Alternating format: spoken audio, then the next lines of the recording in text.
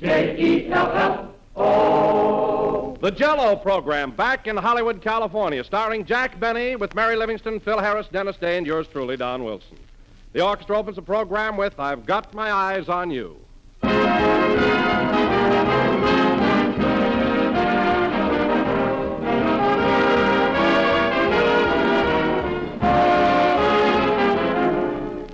Ladies and gentlemen, when you hear me say Jell-O, here's what I hope you think of. I hope you get a picture in your mind of a swell, gay, colorful dessert, chock full of bang-up goodness, filled with rich, juicy flavor. Because that's just what the name Jell-O stands for. It means the most delicious, refreshing desserts you ever enjoyed.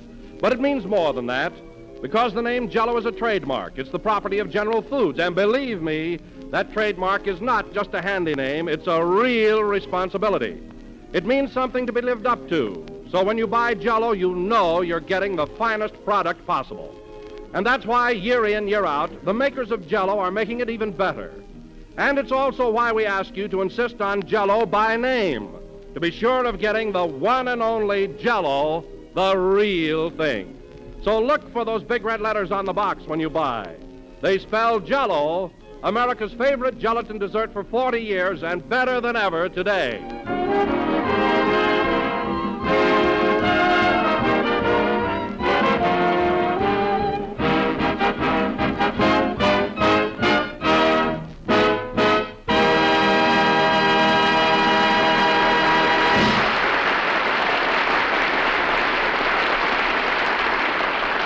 That was I've Got My Eyes on You, played by the orchestra. And now, ladies and gentlemen, as you all know, last Sunday our broadcast came to you from Oakland, California, where we gave a benefit performance for the March of Dimes.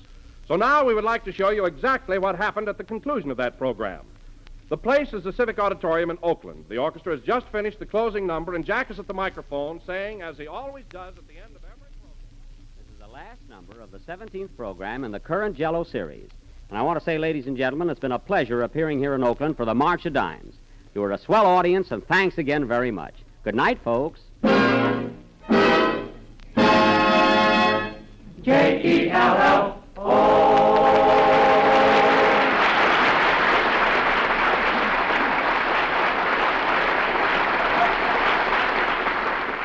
Well, that's that. Gee, what a crowd. Follow me, Jack. I'll get you through the dressing room. I don't know of any better interference, Don. I'm right behind you. Can I have your autograph, Miss Livingston? Why, certainly. Here you are, little boy. Mary, we'll never get through this mob. Oh, Mr. Harris, can I have your autograph? Sure, honey. What's your name and telephone number? Phil, cut that out. Keep pushing through, Don. Here's the dressing room, Jack. Come on, Dennis. Here I am, Mr. Benny. Wow, what excitement. Well, fellas, there's another one in the bag. Well, how do you think the show went over, Jack? Very good, Don, considering we had to work in such a big auditorium. Yes, sir. 9,000 people. And they were a swell audience. They sure were, Jack. Did you hear him laugh when I said I was sharing the bridal suite with Phil Harris? Oh, they really went for that one. And when I said I hope you'll both be very happy, they screamed, didn't they, Mary? Sure. How about the yell I got when I said Dennis Day was sleeping in the bassinet? Yeah. I don't know what they were laughing at. I never slept in a bassinet in my life. Well, maybe you haven't, Dennis, but they laugh because a bassinet sounds funny. Sure, it's funny. Imagine a guy sleeping in a horn. A horn? Phil, you're thinking of a bassoon.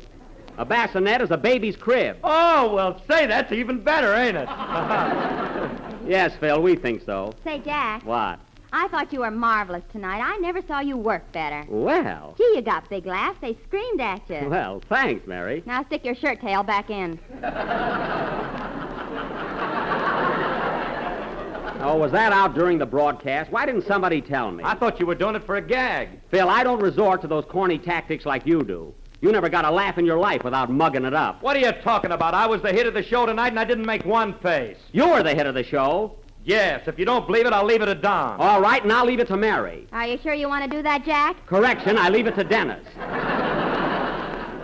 I got more left. Oh, let's go out and eat. Every week you two have the same argument. Well, I'm tired of Phil's bragging all the time. When you come right down to it, he had very little to do on this show. I'm fixing that, too. Next week, I'm going to bring in my own rider. Oh, no, you don't. The last writer you brought in didn't know a single joke that didn't begin with a traveling salesman went up to a farmer's daughter. A fine writer. What was his name again? Belly Laugh Barton. That's the guy. Some gag man. Oh, Jack, remember those cards he used to hand out? Cards? Yeah. Belly laugh Barton. Call out the police. I'm a riot. Oh, yes, what a pest he was. You never did like that guy, did you, Jack? No, and his idea of humor. I told him one day if he didn't watch out with that cane of his, I'd hit him right over the head with it. Whatever became of that broken-down genius, anyway? He's working for Fred Allen. Oh, well, they ought to make a marvelous combination. Belly laugh Barton and call me a taxi. Okay, you're a taxi, Allen.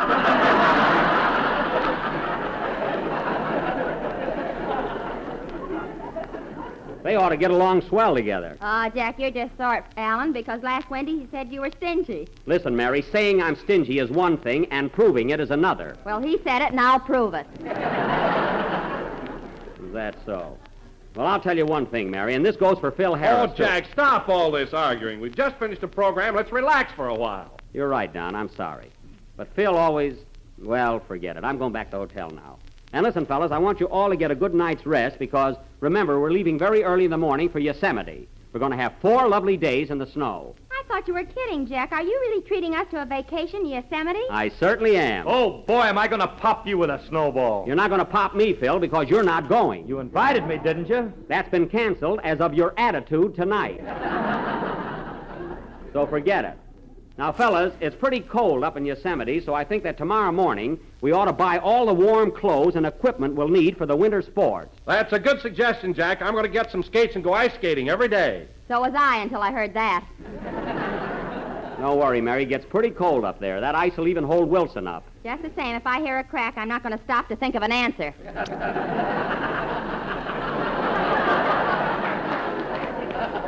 All right, suit yourself. Now, Dennis. Yes, please? I think you ought to buy a pair of ski shoes and some skis. Well, I've never been on skis before, Mr. Benny. It's pretty dangerous, isn't it? No, there's nothing to it. You just keep one foot a little ahead of the other and your knees slightly bent. You soon get onto it. Say, Jack, tell me what happened to you last year when you went skiing at Lone Pine. Well, that was just an accident. What happened, Mary? Jack banged into a tree so hard a squirrel came down waving a white flag.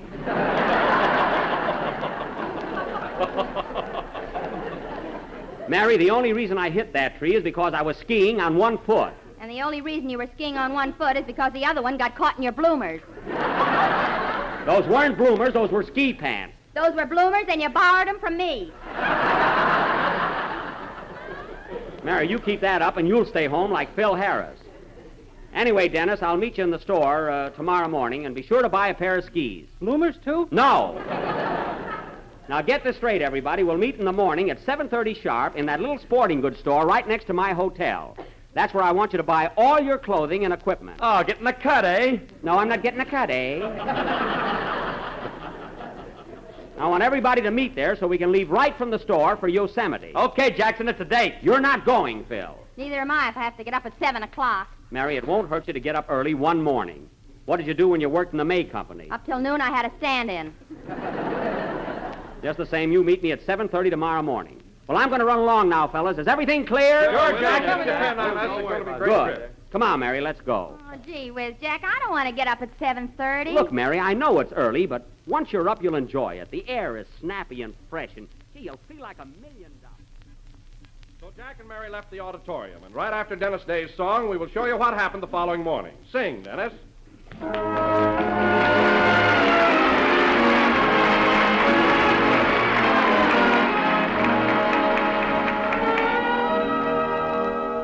It's a blue world without you. It's a blue world alone. The sea, the sky, my heart and I, we're all an indigo hue. Without you, it's a blue.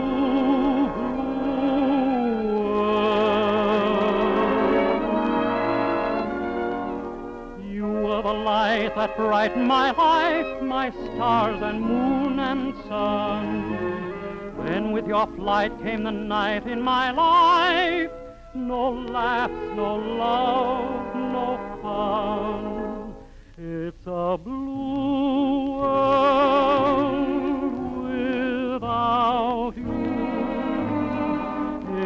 a blue world alone. My days and nights that once were filled with heaven, with you away, how empty they have grown. It's a blue world from now on. It's a through world for me. The sea, the sky, my heart and I, we're all an indigo hue. Without you, it's a blue, blue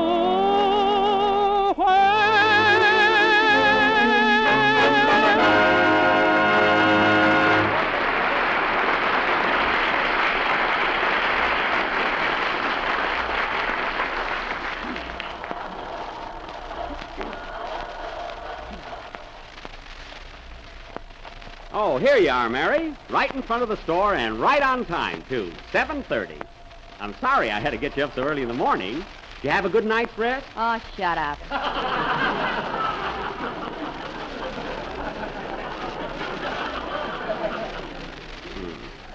Gee, you're always so touchy in the morning. Well, you'll feel better after you've had some breakfast. I ate. Mary, what's the matter with you anyway? Look how nice it is outdoors. The sun is shining. The birds are singing. Be happy and gay. You're going on a vacation. Hooray. That's the spirit. Well, let's go in the store and buy what we need. Say, we're the only ones here. I guess we must be the first customers, eh, Mary? Yeah. Oh, there's the clerk. Good morning, sir. Good morning.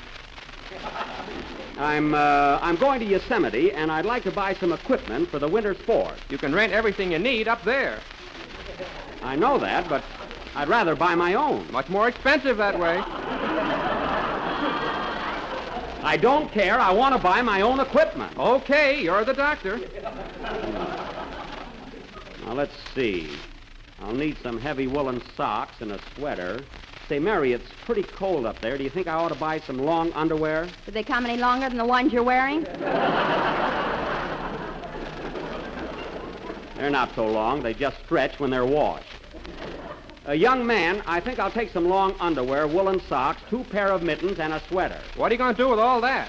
I told you I'm going up to Yosemite. Well, how long are you going to stay there? About 4 days. Okay, you're the doctor.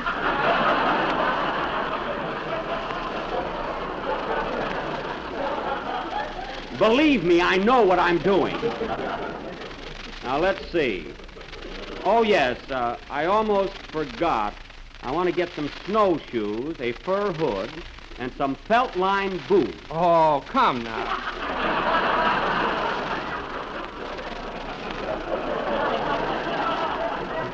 Never mind, it's cold up there. Excuse me a minute. My wife just came in. Good morning, dear. I brought your lunch. Thanks, darling. Are you busy right now? Yes, I'm waiting on Admiral Byrd.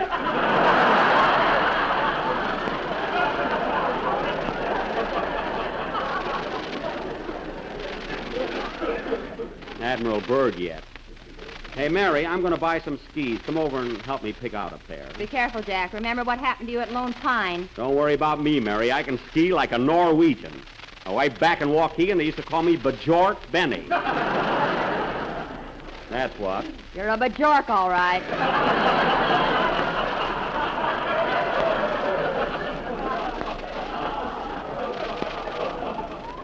Well, at least you're waking up.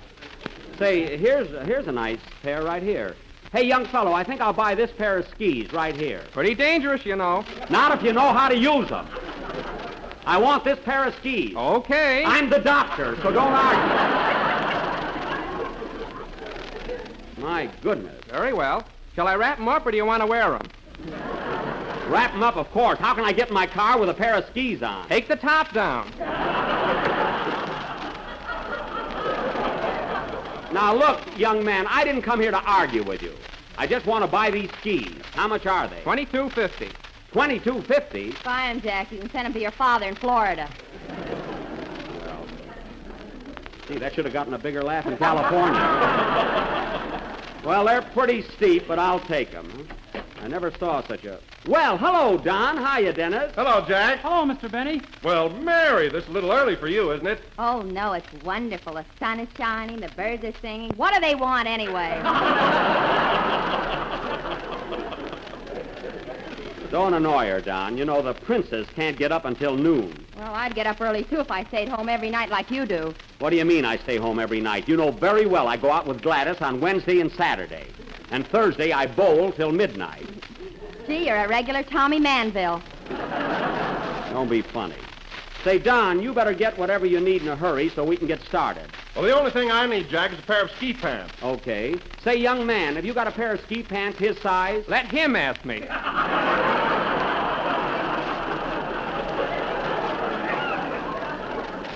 Oh, I'm sorry I intruded. Ask him, Don. Young man, have you got a pair of ski pants that'll fit me? Just, so don't bend over. Ha ha, that's very comical. Quiet, I've had just about enough for you. For me? Well, of all the insolence. Why don't you punch him in the nose, Jack? You do it. You're more in the mood than I am. Come on, Don, get your stuff and let's get out of here. Do you want anything, Dennis? No, I bought all the stuff I need across the street. I'm glad you did. Come on, fellas, let's go. Rochester's waiting for us in front of the hotel with the car. Okay, Jack. Oh, boy, Yosemite. I can hardly wait. Well, look who's here. Hiya, Jackson. Hello, fellas. Oh, hello, Phil. What are you doing in this store, Phil Harris? What do you think I'm doing? I'm going to buy my stuff for Yosemite. You're not going up in my car. Who cares? I got a car of my own, and I'm leaving at 3 o'clock this afternoon. Oh, you are, eh? Yes, and I'll be in Yosemite before you finish taking up collection for your gasoline. All right, sour gapes. I'm paying for this trip, gasoline and all. Come on, fellas. I'll ride up with Phil. You'll ride with me. Now, let's go. Here, Dennis, carry my skis. Okay, Mr. Benny. What can I do for you, sir? Give me a real snappy ski outfit, a pair of ice skates, and a case of musician's milk. Oh, bourbon, eh? Yeah.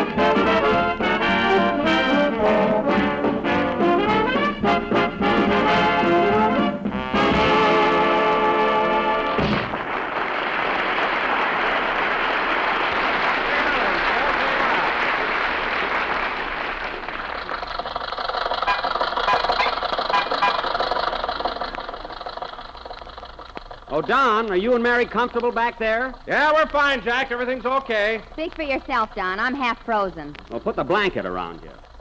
Rochester, can't you go a little faster? We've been driving 8 hours, and we're nowhere near Yosemite. We made much better time from Los Angeles to Oakland. Mr. Wilson wasn't with us then. Oh, that's right. I can hardly move with these suitcases and Don all around me. Oh, stop complaining, Mary. I'm holding Dennis on my lap, ain't I? You wouldn't if you had a windshield.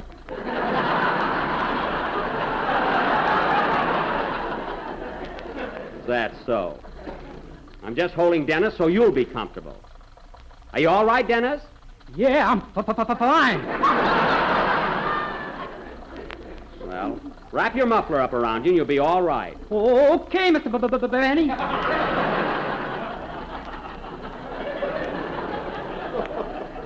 Atta boy. Say, Jack, why don't you let me hold Dennis back here on my lap? You've got fat, Don. You don't need 'em. Gee, the scenery is beautiful along here. Hey, Rochester, Yes, boss? listen to the knock in that motor. Does that mean anything? Not anymore.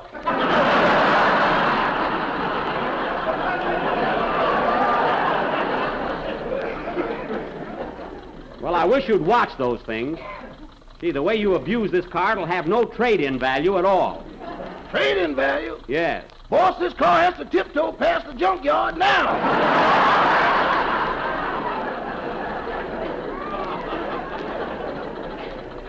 Does, eh? Well, if you want to know something, Rochester, a man offered me $485 for this car. Uh-huh. Well, he did. I said uh-huh. That's as far as I'll go. Well, he's not the only one. I've had other offers. Dennis, will you please sit still and enjoy the scenery? Say, Jack, I'm getting hungry. You are? Yeah, when are you going to take the hot dogs out of the radiator? As soon as they're done. Now sit back and be patient. Gee, we'll be going through the mountains in a minute. Oh, Rochester, what's the gas situation? Still 19 cents a gallon. I don't mean that. I mean, what does the gauge say? It's right between empty and positively.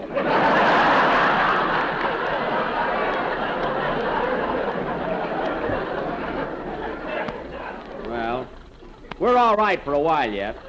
But we better stop at the next station and not take any chances. Oh, Jack. What? Look at Don. He's sound asleep. Oh, yeah. What was he mumbling about? I don't know. Why don't you go to your neighborhood grocer and ask him for a package of tempting, delicious Jell-O? It comes in ice skates, snowshoes, cherry, orange, lemon, and lime. Isn't that cute, huh? So insist on genuine Jell-O and look for the big red letters on the ski pants.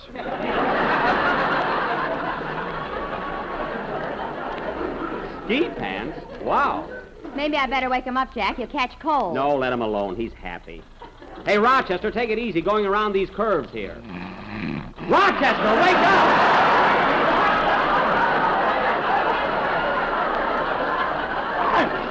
All out, Yosemite. We're not there yet. Rochester, don't you ever fall asleep at the wheel again. We could have been killed. Now watch yourself. Okay, boss. And it's getting dark. Turn on the headlights. They've been on for 15 minutes. Oh. Gee, they're not very bright for driving, are they? Oh, well, the moon will be out pretty soon.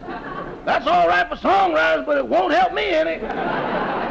Oh, stop squawking and watch the road.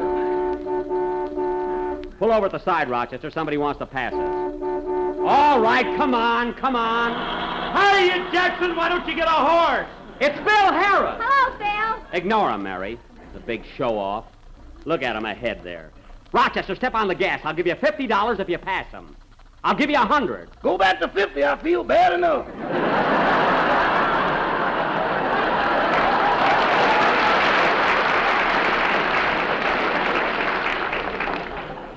Oh, well, let him go. We don't want to be with him anyway. Jack, we'll never make Yosemite by tonight. It's pretty dangerous driving through the mountains. Maybe you're right, Don. Let's stop somewhere and leave early in the morning. Oh, no. I got up this morning, but tomorrow comes the revolution. You'll get up with the rest of us. We'll stop at an auto court. We ought to get to one pretty soon. I hope so. Well, I'm glad to hear from you, Dennis. I thought you were frozen. Rochester, see those lights up ahead? That might be an auto camp. Slow down. Okay. Now, listen, fellas. When we get there, I'm paying for all your rooms. Yes, sir. Of course, I really don't have to because our vacation doesn't officially start until we get to Yosemite. But just the same, this is on me. Yes, sir. Yep. Keep talking, brother. You're hooked. I'm not hooked. I'm only too glad to do it. Say, boss, you were right. Look at that sign. Where? Right there. It says Mountain View Auto Court. Our cabins are cozy, so come in and dozy. Oh, yes, and it says 75 cents a night. Pull up, Rochester. We'll stop here.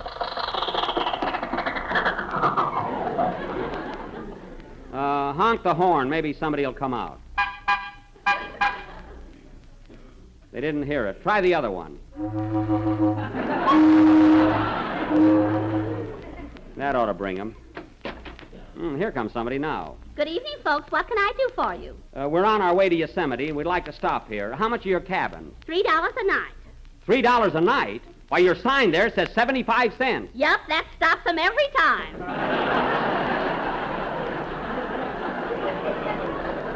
Well, that's the worst thing I've ever heard of, fooling people like that. I know, but our cabins are worth $3 a night. We've got running water. I don't care if you've got Sitting Bull. I'll only pay 75 cents. Now, we'll need about 4 cabins. I'm sorry, but we only had one left, and that was just taken. Just taken? Yes, you'll have to go somewhere else. Well, for heaven's sake, why didn't you tell me in the first place and not waste my time? Quiet! Quiet out there. I'm trying to get some sleep. Oh, so Harris got the last cabin. I'll bet he didn't pay any $3. You said it, kid.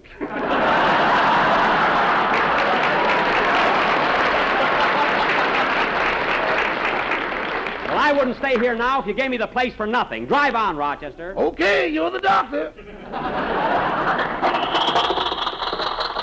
Imagine Harris getting the last cabin. Boy, what luck. All we need now is a flat tire. Don't tempt them, boss. They're much too willing.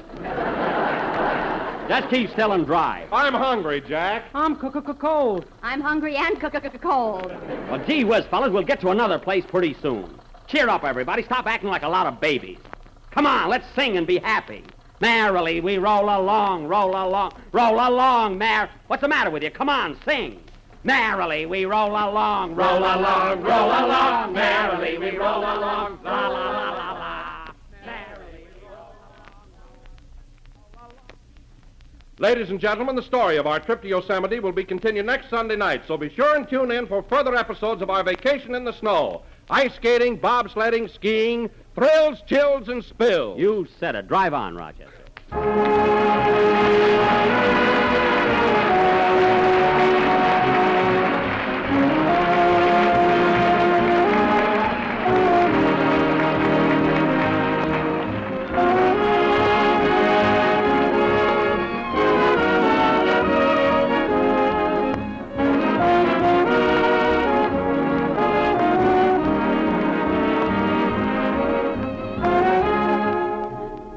Folks, I want to tell you about something entirely new and different in desserts. It's a brand new Jell-O recipe called Jell-O Orange Vanilla Whip. 2 swell desserts blended into a wonderfully enticing new Jell-O treat that combines all the unique goodness of both these delightful Jell-O favorites. And here's how it's done.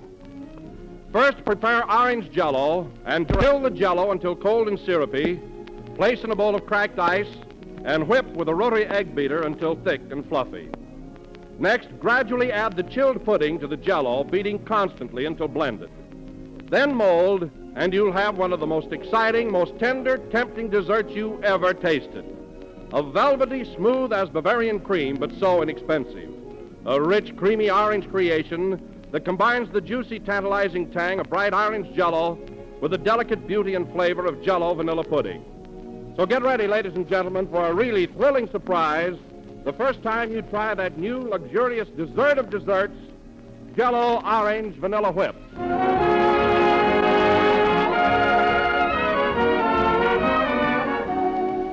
This is the last number of the 18th program in the current Jell-O series. And now that we showed you what happened on our trip to Yosemite last week, tune in next week to see what happened this week. Last week. He means good night, folks. Yes, that's it. Good night. Jell-O. This is the National Broadcasting Company.